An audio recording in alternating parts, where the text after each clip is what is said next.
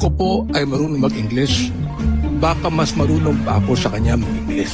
Gusto ko yung abogado natin na nang insulto dito sa isang member natin dito, makinig na mabuti at i-correct niya ang English ko. Gusto ko pong marinig ito ng mga DDS trolls at DDS vloggers na tumitira sa amin at sinisira ang aking reputasyon. Gusto kong sabihin sa kanila, ilang boto ba ang ibinigay nyo kay former President? Ako po, Mr. President, libo-libong boto ang binigay namin sa inyo. Nagpasalamat ba kayo sa akin? Hindi. Tinawag nyo ang Diyos na stupid, Mr. President. Tinanggap po namin yan sa pagkayo Pangulo, Mr. President. And I do not want you to go to hell. You said publicly, if you are corrupt, I will fetch you using a helicopter to Manila and I will throw you out. Ay, pag-uulan niyo, sir. So, Mr. Hindi Chair, papayag ang piloto niya, sir. sino po yung tinapon ninyo sa helicopter? Sinabi niyo po eh. Paano mo itapon niya, sir? Saan mo pa yung...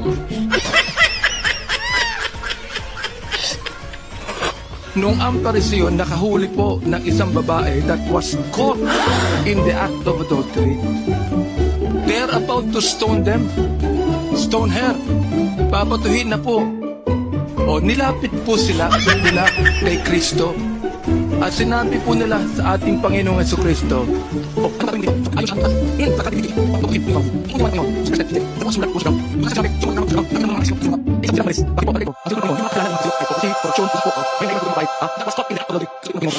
neither do I condemn you. Go and sin no more. Hindi ho ba mas maganda yung salita ng ating Panginoon po, Mr. Chair, Mr. President? Hindi na ako papatay, sir. Na-retire na ako eh. Dapat talaga mag-retire na ho tayo. Retire na ako, sir. Ayaw ko na. Sir,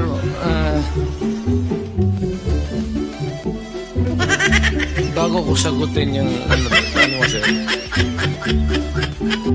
ayaw kong pumunta ng impyerno. Pastor ko man, sir, Pero, tulog lang ako. Sir, hindi po ito confessional, ano po, ito po ay quadcom hearing. Neither do I condemn you. Go and sin no more. Pinagdadasal ko po kayo. Salamat. Totoo po yan. Totoo po yan. Hindi po dasal na ama namin, ha? Ito po ay dasal coming from the heart. Eh bakit po kayo pumapatay? Mas mabuti pala na makulong tong mga hayop ay. Sorry po.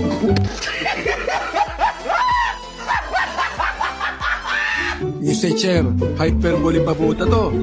Sinabi po nyo, nung kayo ay mayor ng Davao, that you would patrol the streets in your big bike looking for trouble.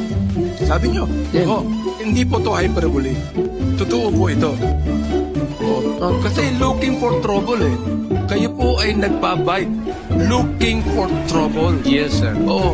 Mukhang mali po yata yung ganong salitang looking for trouble, di ba? Siguro mas maganda kung looking for criminals. Tama ko ba? Yun, looking for criminals. Yun ang mas maganda salita. Para Diba? magamit ko yung baril ko, sir.